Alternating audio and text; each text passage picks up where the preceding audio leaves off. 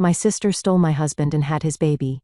Then my whole family abandoned me, but now I'm rich, engaged, and refuse to forgive them. I'm a 27-year-old female, sitting here thinking about my life, and realizing I've never really talked about how much my childhood shaped me. So, here goes. I grew up in a middle-class family in the Midwest. You'd think that would mean we were pretty normal. But when it came to favoritism, my family made it painfully obvious who the star of the show was. And it wasn't me. My sister, Veronica, a 30-year-old female, was the golden child. She was blonde, confident, and the apple of everyone's eye. I'm not saying she didn't deserve some of the attention. She was talented in her own ways. But the way my parents treated her compared to me, it was like night and day. I can't even remember a time growing up where I didn't feel like the backup plan. Let me give you a few examples. When Veronica decided she wanted to take ballet lessons, my parents signed her up at the best dance studio in town. They'd sit through her rehearsals, buy her all the fancy gear, and take her out for ice cream after every recital. Me? I wanted to join an art class when I was 10. I was super into sketching and begged my mom to sign me up for a local program. She told me, "Maybe next year, sweetheart. We're stretched thin right now." Next year came and went, and guess what? No art class. Instead, Veronica got piano lessons. Then there was the whole birthday thing. For Veronica's 16th birthday, my parents got her a car, not brand new or anything. It was a used sedan, but still, a freaking car. When I turned 16, I didn't even bother asking for something like that. What I got was a small cake from the grocery store and a card that said, "We're so proud of you, Elena." Proud of what?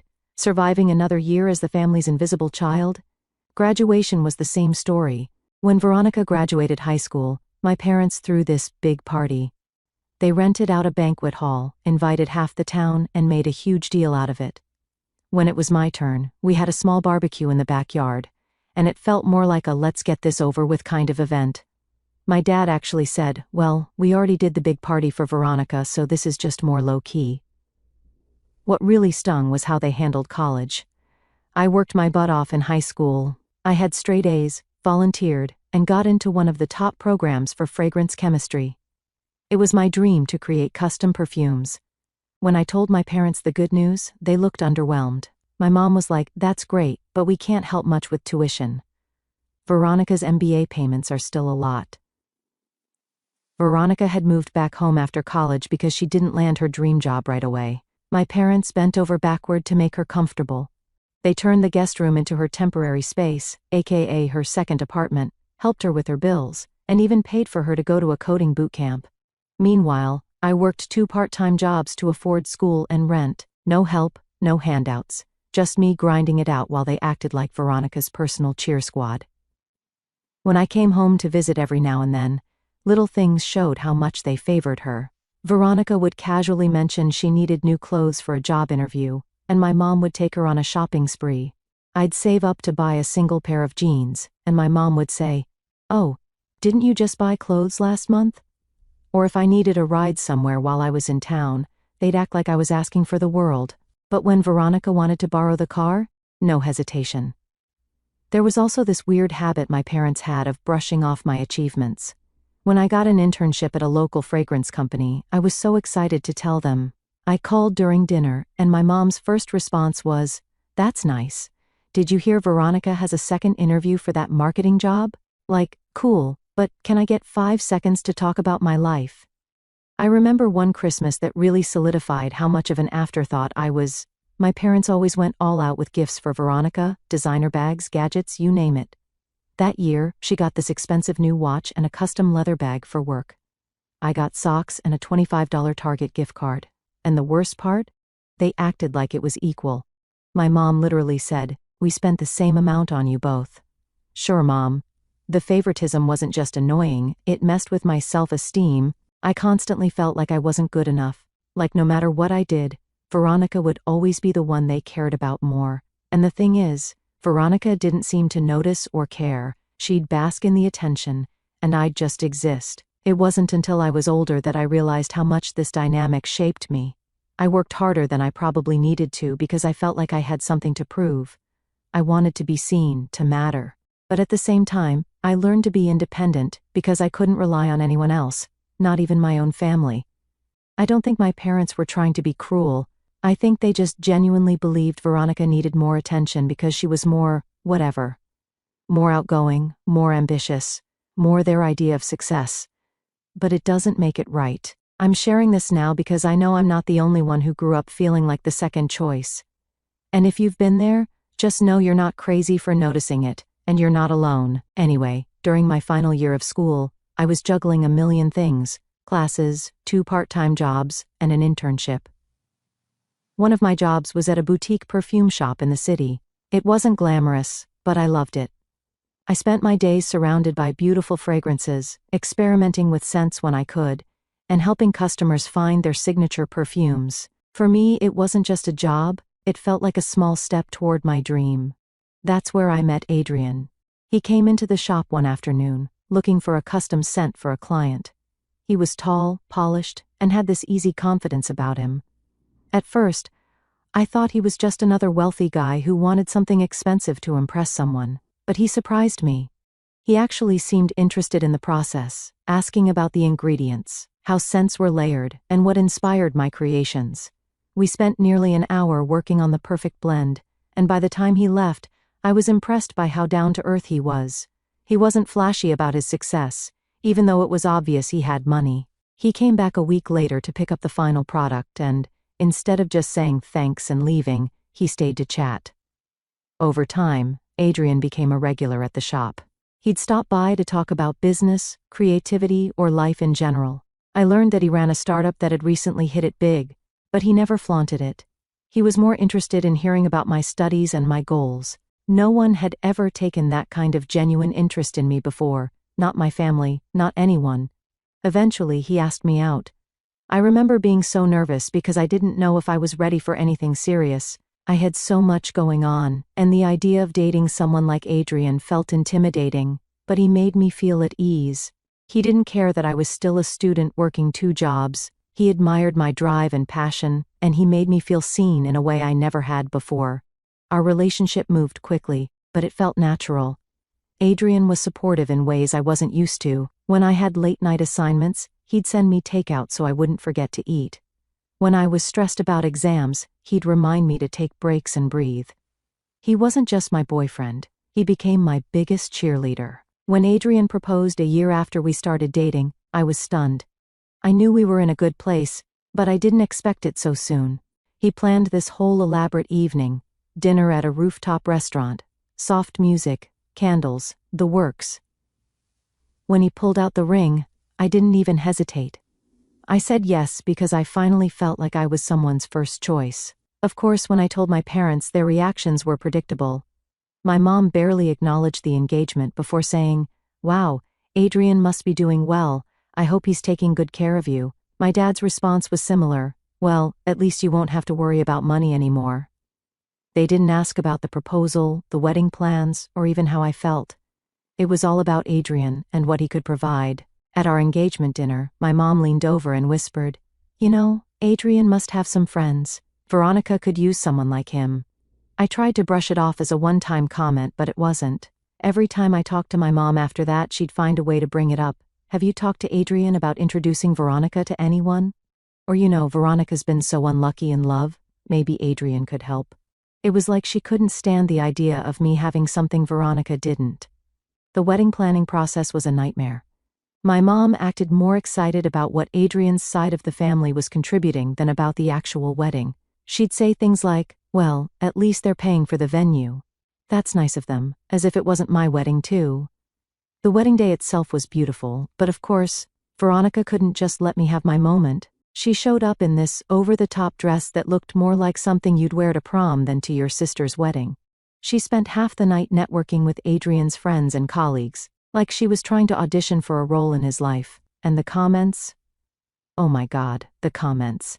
She'd joke loudly about how lucky I was to find someone like Adrian, saying things like, "Wow, Elena really hit the jackpot, didn't she?" Or "Adrian must have a soft spot for hardworking women." I could feel the backhanded compliments dripping with jealousy. I wasn't the shadow anymore, and Veronica couldn't handle it. I saw it in the way she acted around Adrian, overly friendly, always laughing at his jokes like they were the funniest thing in the world. At one point during the reception, I caught her cornering him by the bar, and it made my stomach turn. When I asked her later what they talked about, she shrugged and said, "Oh, nothing. Just thanking him for being so good to you." The honeymoon phase of my marriage was everything I wanted it to be, but my family's behavior lingered in the back of my mind. My mom kept pushing me to involve Veronica in Adrian's social circle, like it was my responsibility to find her a wealthy husband too. At first I thought I was imagining things, like maybe I was being too sensitive or insecure. But then I started noticing how Veronica treated me differently. She stopped pretending to be supportive and started making subtle digs about my relationship. If Adrian posted something sweet about me online, she'd leave a sarcastic comment like, "Guess we know who the favorite is now." Instead of celebrating with me, my family acted like I owed them something for my success. I should have trusted my instincts. I should have seen the warning signs, but at the time, I was just trying to enjoy this new chapter of my life, even if it meant ignoring the cracks forming under the surface. About a month into our marriage, Veronica started showing up unannounced. And when I say showing up, I don't mean popping by for a quick hello. I mean waltzing into my home like it was hers. She'd arrive mid-afternoon, always overdressed for no apparent reason, heels, designer bags, a full face of makeup. It wasn't like we lived in a fancy neighborhood. Our townhouse was in a quiet suburban area, and most of our neighbors were the yoga pants and messy bun type. At first, I tried to brush it off. Maybe she just wants to spend more time with me, I thought. But no, she wasn't coming to see me. She'd spend most of her time hovering around Adrian. She'd linger in the kitchen while he cooked. He loved making homemade pasta his thing, laughing at his jokes like she was auditioning for a rom-com. It made me so uncomfortable. I remember one day I was folding laundry in the living room when I overheard them in the kitchen. Adrian was explaining how he made his bolognese sauce, and Veronica was laughing so loudly you'd think he was a stand-up comedian. It wasn't just a polite chuckle, it was that kind of laugh, the kind that makes your stomach twist because you know it's not about the joke. I told Adrian how I felt. I even tried to make it sound casual. I said something like, "Hey, I love that Veronica's visiting, but maybe it's a bit much." He just shrugged and said, "She's your sister. She's probably just lonely." Lonely? Veronica wasn't lonely, she was bored. There's a difference. Things escalated when she started coming over even more frequently. Once, I came home from work to find her sitting on our couch with Adrian, eating takeout from our favorite place, like they were having a little date night. When I asked what she was doing there, she smiled and said, "Oh, I was in the neighborhood and figured I'd keep Adrian company since you were working late." That's when I started to notice other things. Veronica had this knack for finding reasons to touch Adrian, fixing his tie, brushing lint off his shoulder, leaning in a little too close when she talked to him. Adrian didn't seem to notice, or at least he pretended not to. One night, everything came crashing down. I had just gotten home from a long shift at the boutique. I walked into the house and heard them in the kitchen, Veronica laughing again, that same laugh. I stood there in the hallway, frozen, just listening. I finally worked up the courage to walk in, and there they were. Veronica perched on one of the bar stools, leaning forward, while Adrian stood across from her with this stupid grin on his face. I don't even remember what they were talking about. All I remember is how my heart sank. Later that night I confronted Adrian. "What's going on with you and Veronica?" He looked at me like I was crazy. "What do you mean? She's your sister." "Exactly," I said. "So why does it feel like she's here for you and not me?" He denied everything, said I was overthinking it, said Veronica was just friendly and I needed to relax, but I couldn't shake the feeling that something was off. The final straw came a few weeks later. Adrian started coming home late. He always had an excuse: work dinners, meetings, errands. One night, he walked in the door at nearly midnight. He smelled like perfume. And not just any perfume, something floral and sweet, like jasmine and vanilla. I'm a perfumer, I know every scent in my collection, and that wasn't one of mine. I didn't even have to ask, he admitted it before I could get the words out. "Elena," he said, "Veronica and I are in love. In love." Those two words hit me like a freight train. My sister, my husband. I couldn't even process it. All I could think was how, when, why I didn't cry, not right away. I just stood there staring at him, while he mumbled something about how these things happen and he didn't mean for it to happen. I felt like I was watching my life unravel in real time. The next day, I called my parents. I was desperate. I needed somewhere to stay while I figured out what to do. My mom answered the phone, and I explained everything. I told her I needed to come home, just for a little while. She hesitated. "Oh, honey, I'd love to help, but the house is under renovation right now. It's such a mess." Renovation? They'd lived in that house for 20 years and never renovated a thing. So, I called my dad. He gave me the same line, "It's just not a good time, sweetheart." You know how it is. I hung up the phone and just sat there, staring at the wall. My parents had never been there for me, not really, but this was a new low. I wasn't just dealing with a betrayal from Adrian and Veronica. I was being abandoned by my entire family. I spent that night in our guest bedroom, scrolling through apartment listings I couldn't afford and wondering how I'd gotten here. I felt completely alone. It took weeks. Weeks of overthinking, replaying every conversation, every interaction in my head, for me to finally put the pieces together. My parents had known about Veronica and Adrian's affair the whole time. They weren't just passively unaware, they had actively supported it. At first I didn't want to believe it. Who would? But the signs were all there, glaringly obvious now that I looked back. My parents brushing off my calls when I begged for a place to stay, my mom's vague excuses about the renovation, my dad's awkward tone like he was trying to avoid saying too much. They hadn't been protecting me. They'd been protecting her. Veronica, their golden child, could do no wrong in their eyes, even when she stabbed her own sister in the back.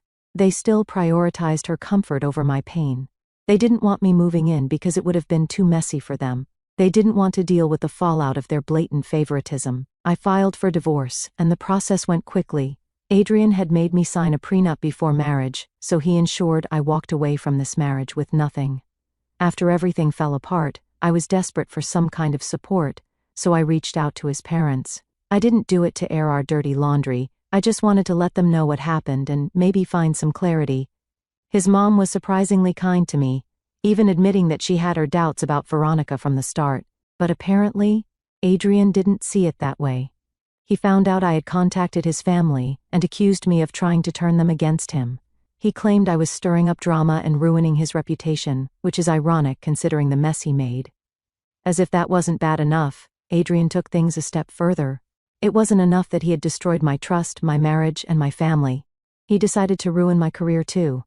I found out when I showed up for work at the boutique one morning, only to be called into the manager's office. My boss, who had always been supportive, suddenly couldn't make eye contact.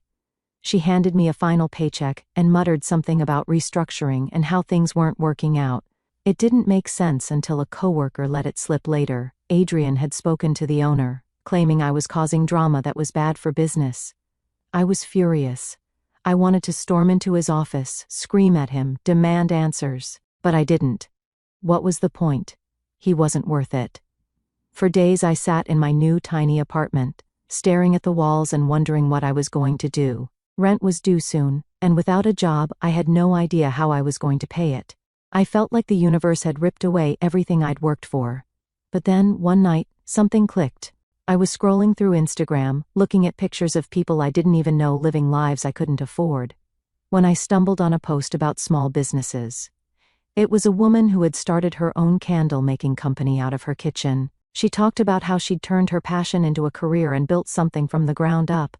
I sat there holding my phone and thought, why not me? I had always dreamed of starting my own perfume line, but I'd kept pushing it aside because I didn't think I was ready. Well, if there was ever a time to take a risk, it was now. I had nothing left to lose. I took out a small loan, just enough to cover the basics, and used what little savings I had left. My apartment became my workspace. Word started to spread. One day, a small beauty blogger with a decent following posted a review, raving about how unique my scents were. Overnight, my Instagram blew up. The second year was a turning point. I started getting inquiries from boutiques that wanted to carry my perfume. I rented a studio in town, a far cry from working at my dining table. It wasn't much, just a room with enough space for my supplies and a little corner to meet clients. I even hired an assistant to help with the growing workload. By the end of that second year, I was profitable, not just scraping by, but actually making enough to live comfortably and plan for the future. My perfumes were being talked about in small magazines and blogs, and customers from all over the country were placing orders. This business wasn't just a way to pay the bills, it was my way of taking back control of my life. Every bottle of perfume I created felt like a small victory, a reminder that I was capable of building something beautiful from the ashes of everything I'd lost. Then, out of nowhere, on one of those rainy, miserable afternoons where you just want to curl up with a cup of coffee and not deal with anyone, I was in my studio, packing up an order for a small boutique in Seattle, when I heard the bell on the door. At first I thought it was Mia, my assistant, coming back from the nearby Starbucks, or maybe a customer wandering in to browse. But nope. It was her, Veronica. And she had a baby in her arms. I just froze. She looked awful. I mean, we're talking messy bun, dark circles, soaked through coat, and a baby bundled up in a onesie that had seen better days. For a second, I thought I was imagining it because why in the world would she be here? But nope, it was real. Elena, she said, her voice all shaky. I didn't know where else to go. I just stood there, staring at her. It had been 2 years, 2 whole years since I'd last seen her. The last time was at some family gathering where she and Adrian were parading around like the king and queen of everything. Now she looked like life had kicked her down a few hundred notches. What do you want, Veronica? I asked, trying to keep my voice calm. She shifted the baby in her arms and gave me this pitiful look. I need help, she said finally. Adrian left. I don't have anyone else to turn to. I swear I almost laughed. Adrian left her? Wow, shocking. Who could have predicted that one? Literally everyone except her. Adrian left you? I said, raising an eyebrow. Gee, I wonder why. She winced but didn't argue. Elena, please, I know I've made mistakes. I know I hurt you, but I'm desperate. I have nowhere else to go. And then she said it. This is your nephew, she added, motioning to the baby. Don't you want to meet him? My nephew, right. I glanced at the baby. He looked innocent enough, but then I looked back at Veronica, the same sister who had blown up my life without a second thought, and any sympathy I might have felt disappeared. Why don't you call Adrian? I asked. Isn't this his kid? Her face turned red, and she started stammering. Well, no, he's not. Of course he wasn't. It all came spilling out after that. Apparently, after Veronica won Adrian, she realized he wasn't exactly the dream husband she'd imagined. Sure, he had money, but he was also controlling and kind of a jerk. Shocking. So naturally, she started cheating on him. She kept draining his bank account to fund her lifestyle. Luxury bags, trips, all that.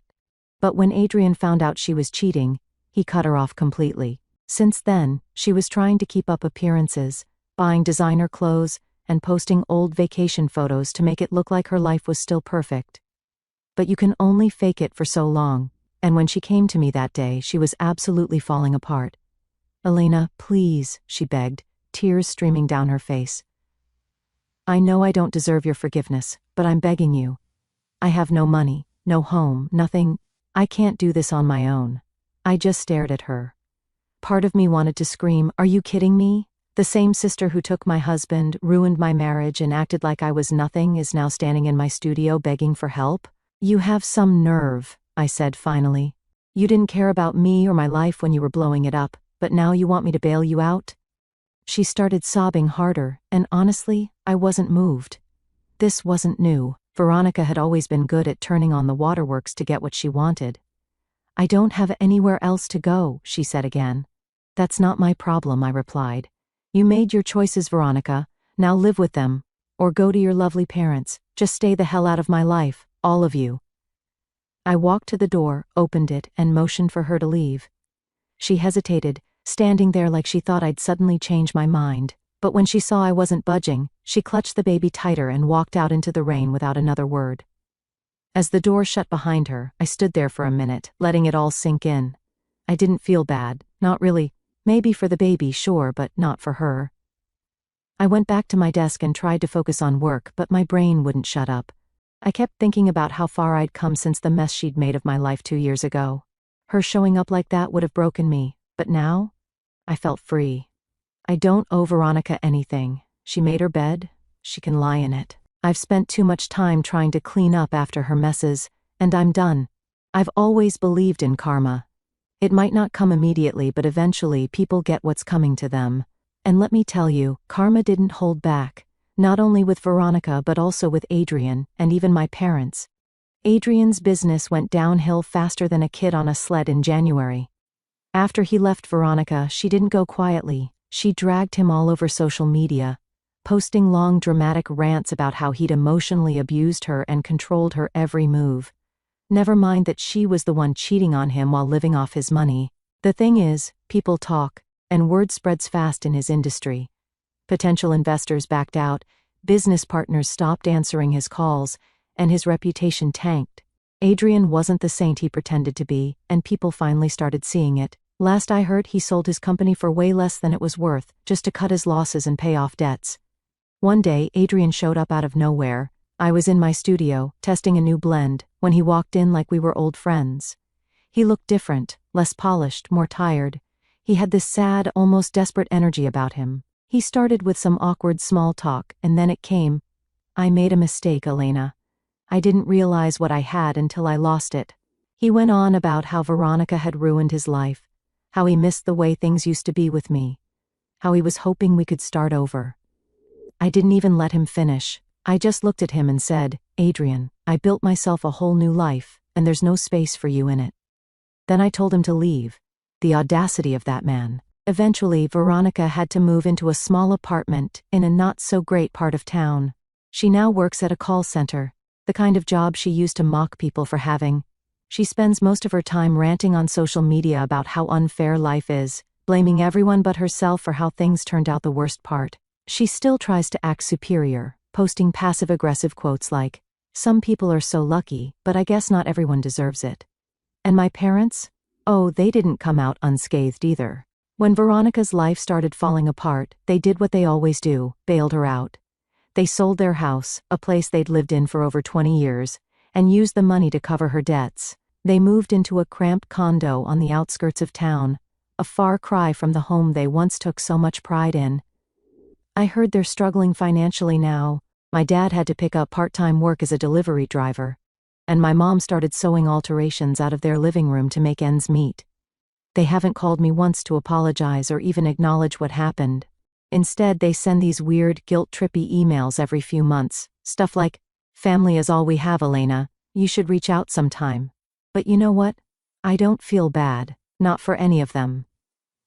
As for me, things couldn't be better. My business is thriving in ways I never could have imagined. I opened my first storefront, a cozy little shop in Chicago, and it's been a hit. We've got customers coming in from all over, drawn by our personalized approach to creating sense. On a personal note, I've also moved on in the best way. I'm now engaged to Ethan. We're planning our wedding for next spring. A small ceremony with close friends and a few family members. And by family, I mean the chosen kind, not the ones who stabbed me in the back. We've already joked about how the reception will smell amazing because I'm custom blending a scent for the day. Anyway, that's my story. Life's a lot better when you cut out the toxicity and focus on yourself. I'm in such a good place now, and honestly, I wouldn't change a thing. It all led me here. Thanks for reading, Reddit. You've been my little therapy session today.